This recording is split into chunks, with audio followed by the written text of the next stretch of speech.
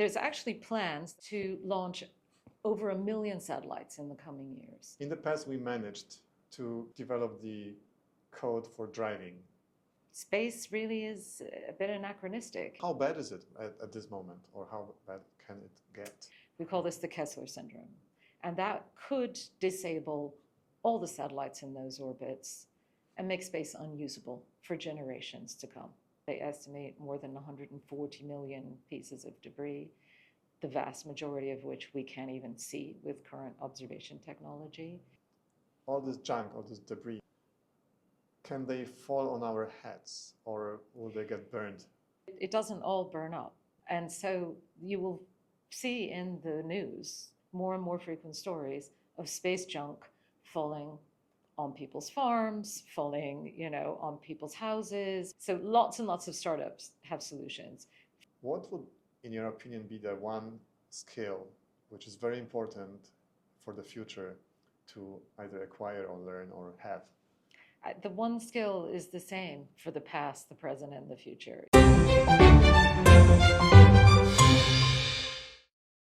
Katherine, for those viewers who have never met you in person, who are you and what do you do? So I'm Katherine Courtney. I am the mother of 3 small humans and a passionate advocate for sustainability in space.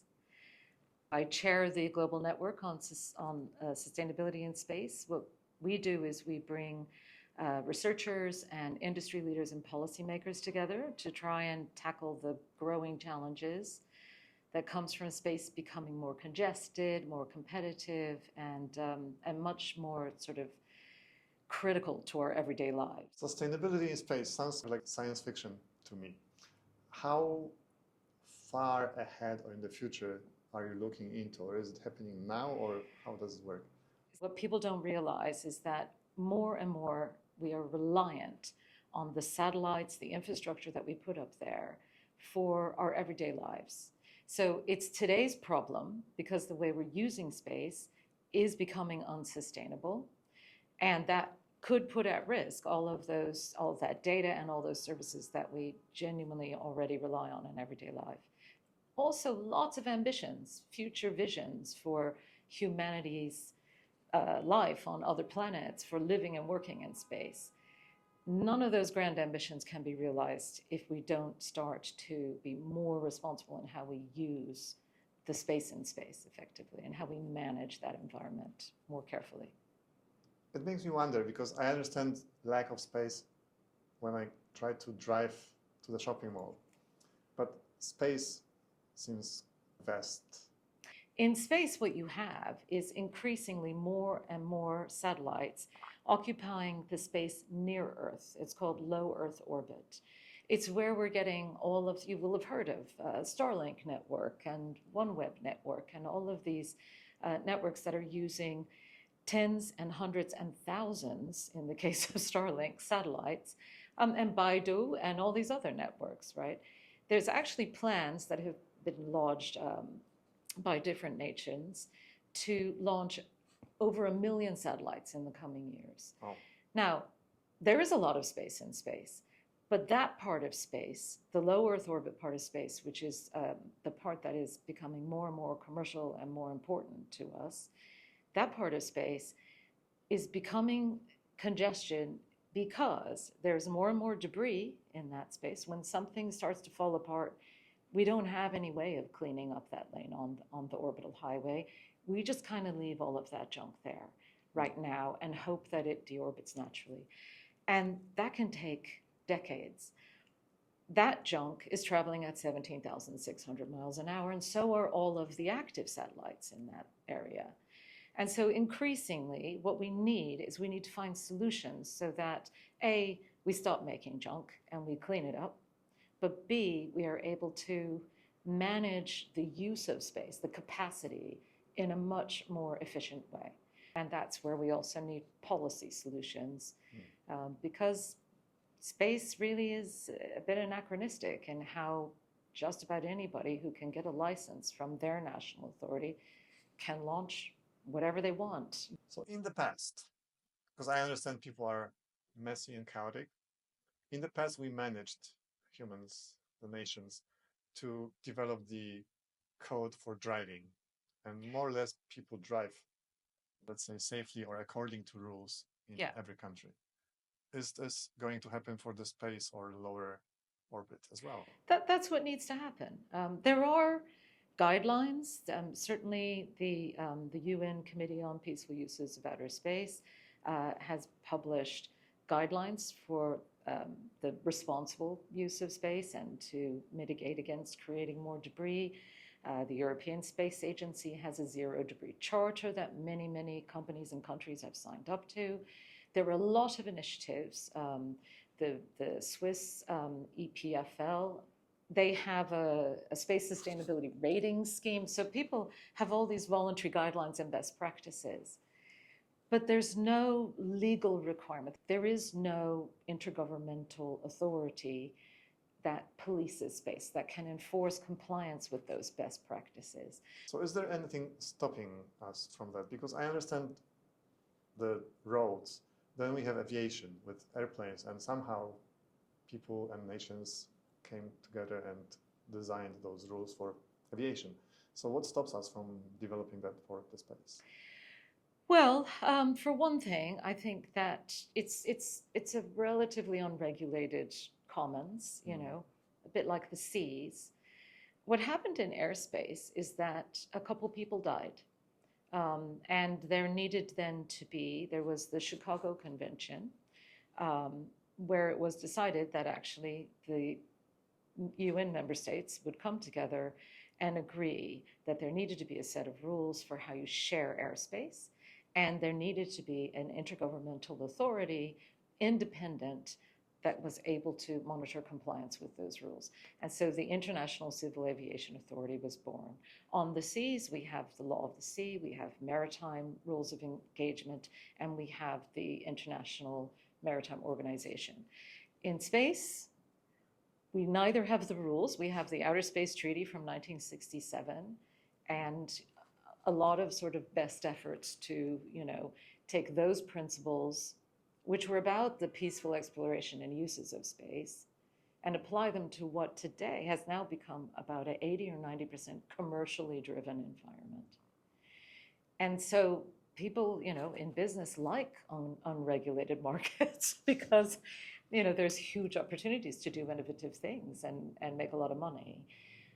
But in recent years, defense interests in space, the investment that countries are putting into space security, space for national security and defense, that has all of a sudden rocketed up the agenda. So we now have this issue where, you know, increasingly we are using space for national security purposes, and that basically puts everything behind a classification code that makes it very difficult for information to be shared. We don't share the information. And that's the biggest problem for me. So what you really need is just some non-civil data sharing solution, non-military, I should say, data sharing solution, a civil solution for sharing information for safety and transparency and avoidance of miscalculations and misunderstandings. So it sounds like a rocket science within rocket science. Well, I think it's a specialist subject because it's about data. It's not about, you know, we don't need the fire trucks yet. There are a lot of startups working on junk removers, you know, the garbage trucks, which is good. We do need that as well. So how bad is it at this moment, or how bad can it get? Well, so there's a theory that this astrophysicist named Donald Kessler came up with some decades ago, that the orbits in space could get so congested that with debris and active satellites, that there could be a collision that causes enough of a cloud of debris that it would set off a chain reaction. We call this the Kessler Syndrome. And that could disable all the satellites in those orbits and make space unusable for generations to come. It could take hundreds of years for that to deorbit through natural mechanisms. And that would turn the clock back to the 1950s. You know, we would not be having this conversation on a podcast. We would be getting our news from a newspaper, Okay. printed on paper. And I think that's what we're trying to avoid. Now, the European Space Agency's recent Space Environment Report for 2025 actually states, even if you stop launching new satellites today, already there is such a big debris population. They estimate more than 140 million pieces of debris, the vast majority of which we can't even see with current observation technology. It will continue to grow. Why? Because space has been used as kind of throwaway, like rockets were disposable, satellites were disposable. The assumption was things would eventually come back down and burn up in the atmosphere on their way back down. In reality, the big things, they stay up there for a long time until they start to fragment and disintegrate and bump into each other. And that is a real problem. And also, just to be clear about why we need quite so many satellites to do the things that we're trying to do. Mm-hmm. And that is largely because they're all licensed by different nations, and they're all competing with each other. And if one nation has, 9,000 satellites in low Earth orbit, the next nation wants to have 10,000. All this junk, all this debris, can they fall on our heads, or will they get burned in the atmosphere? Well, theoretically, they get burned. However, it doesn't all burn up. And so you will see in the news, every week or so, increasing stories, more and more frequent stories of space junk falling on people's farms, falling, on people's houses, falling in people's villages. And that's just going to continue. So it's already happening. That's already happening today. If you Google it, space junk falls in village, you'll see it. And I think another thing that people aren't aware of, but here's the thing I think would make people sit up, is if every time airspace has to be closed to flights because an uncontrollable rocket body or big satellite is coming through and they don't actually know where it's going to land. And I have read many headlines of, Long March rocket body narrowly misses New York City, this sort of thing. So far, most of that stuff either lands in the desert somewhere or it lands in the sea. But the first time a very large thing that has made it through the atmosphere and didn't burn up lands in a heavily populated urban area, or if airspace has to be closed, every couple of days because these things are happening, people will start to notice. If there are any scientists listening to this, please get in touch. I'm looking for the scientist who is trying to study whether dumping all of these rocket bodies in the ocean is actually having an impact on the maritime environment, because we've just thought the ocean is very, very big and we can just keep dropping things full of fuel and metal down there. And the other is whether anybody has managed to do a study that shows changing behaviors of nocturnal species because of the increasing night brightness of the night sky. I understand it's the government who can help something. It's those people like us who talk about it. From the perspective of business, what's being done, or what are startups up to other than sending satellites into the air? For air traffic control, there's a whole subsector of the air travel and transport market, which is all about managing airspace safely. It's systems and sensors and communications and networks and skill sets, huge subset of the global aviation market is all about how we do air traffic control. And I believe that we will have the same. We will have space traffic control services and systems and technologies that have to be developed now, because we're going to need the solutions. The policy will take a while, but actually, if the policy gets to a mature state where everybody agrees we need this, and nobody has designed the technical solutions, it's another decade before we get the solutions, right? So I'm very supportive of startups who are working in new ways of monitoring space. So space situational awareness, they call that. Sometimes they call it space domain awareness. That tends to have more of a defense connotation, because that's a bit more kind of who's doing what as well as what is where and how's it moving. But I think really importantly, there are some huge innovations coming forward. So there are companies who are working on debris management, debris removal, and in-orbit servicing, refueling, life extension. Those are really important. Moving towards a circular economy, reuse and recycling in space. That's got to be the ultimate solution.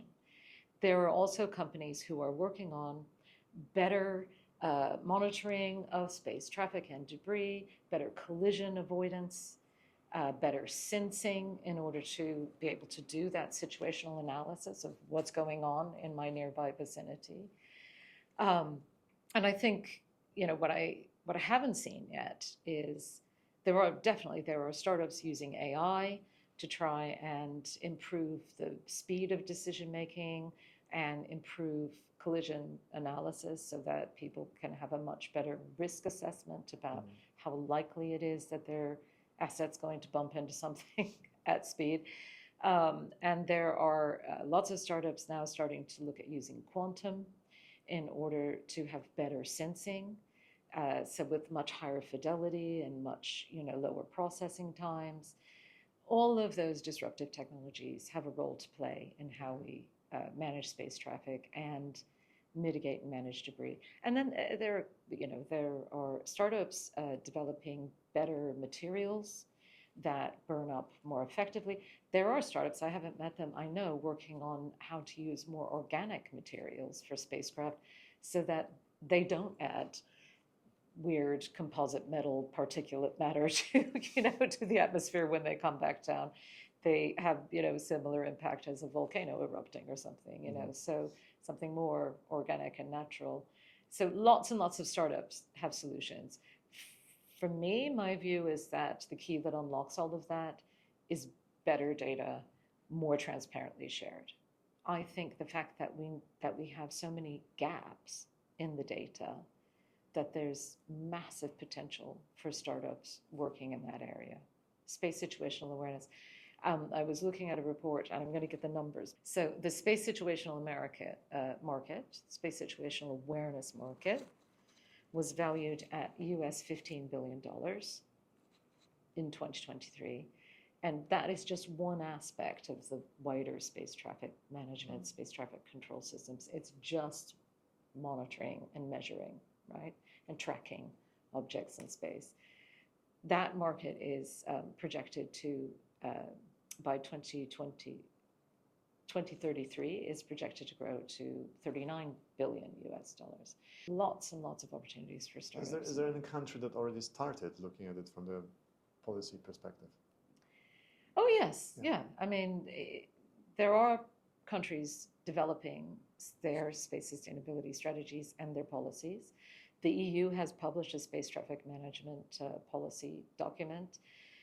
The US had published a SSA vision statement and a sustainability policy document. I think, what's missing is I would love to see some of the big spacefaring nations like India and China publishing their space traffic management policy and their sustainability strategy documents. The UN has had 3 major space conferences open to all UN member states. And they haven't had one for a very long time. And they are now proposing to hold the 4th one, called Unispace 4, in 2027 in Vienna. And they have explicitly put, this was in the Pact for the Future declaration that came out of the UN Summit of the Future. They've explicitly put there an action for all member states to work towards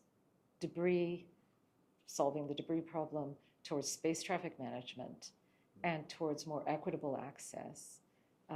So all this land grab of space in space that's been going on by the more advanced spacefaring nations. For me, that's the closest thing I've ever seen to the opportunity to have a Chicago Convention for space and an ICAO come out of that for space. That's my hope. So I really encourage all of our all of our members to be looking to 2027 and spend the next 12 to 18 months producing proposals, producing evidence papers, writing the white papers, convening workshops, getting people to think, what could we get out of that conference in Vienna in 2027 that would really turn the dial for space sustainability? How is it with financing for the startups? Do banks or investors look at it with interest, or is it something abstract? Banks are invested in space, but startups, that tends to be government R&D, grant programs, research grants, and things like that. And then there are emerging VC interests. So private investors are getting very interested in space startups. There's a report published by Seraphim Capital, which is the largest, I think, space fund. It's out of the UK. And their Q1 25 report, if you look in there, it shows that space investment has outperformed general VC investment since 2022, just quite a long way above the market. And yet, they're tracking, basically, it wasn't even on the radar screen before about 2020, so definitely there's a huge interest, and fed by these billionaires who have decided that space is the next frontier and that they want to put their money into it. And I want those venture capitalists to be responsible and invest in startups who are solving the problems of how we keep space safe and sustainable. So I'm a mentor with Creative Destruction Labs. I see lots of startups, with really big visions for building something massive, and solving the problems of human habitation on the moon and Mars, solving the problems of cargo shipments to the human habitations on Mars, solving the problem of how to, mine asteroids, how to get water from beneath the moon's surface, really interesting, unbelievably disruptive, technology businesses. And yet, everybody is doing their little slice of the future of the space economy, assuming that someone else is going to make that a sustainable business model for them, assuming that some government somewhere is going to do the health and safety regulations that mean that no one else can destroy their business model by, polluting or crashing into them, or just using all of the, the radio frequency spectrum that they need, congestion not getting in their way, the ability to launch from the Earth through the Earth's atmosphere.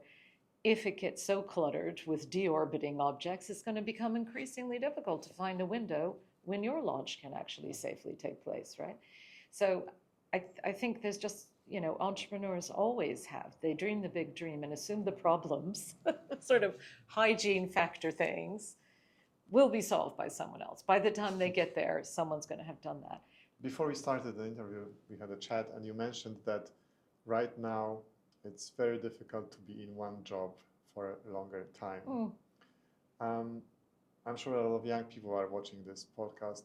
What would, in your opinion, be the one skill which is very important for the future to either acquire or learn or have?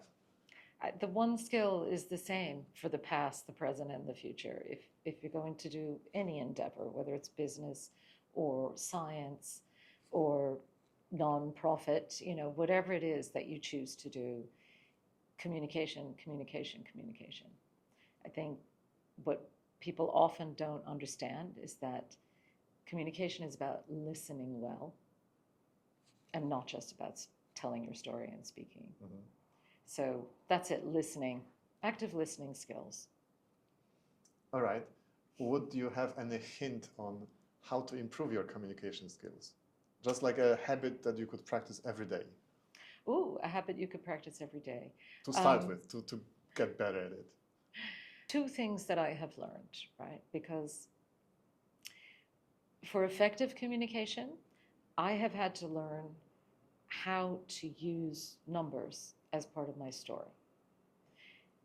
And what I recognize is that people, their brains are wired differently. They take different things away from what you say. And you can't just have a beautiful narrative with no numbers in it. And I almost suffer from dyscalculia. I don't retain numbers well. So I now make an effort to practice the key numbers in whatever story I'm trying to tell, or write them down and make sure that I can tell the numbers in the story. And the reason that matters is because for some people, that's the one fact that is going to make them remember what you said. So that's one tip. But for people for whom numbers is, come very naturally, I'd say the opposite might, for those people, be true as well, which is practice making that story personal.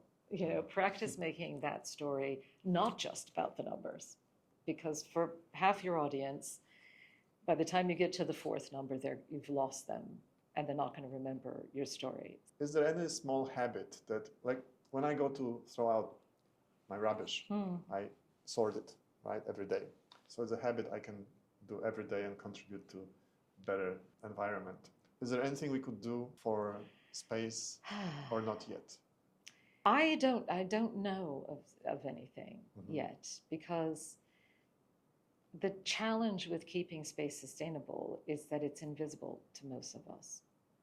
So I would say one thing that people might do, although it's more than a small habit, is to just look up. Look up and just try and remember what the sky looked like when you were a child, because I can tell you 10 years from now, it's going to be nothing but shiny things moving through. Yeah. Well, thank you. This was really fascinating. Yeah, thank you for inviting me. I'm always happy. It's my favorite subject. Always happy to talk to anyone about it. And I hope today people will go up and look in the sky. Yeah, go and look. Go and look. Thank you very much, Katherine. Thank you.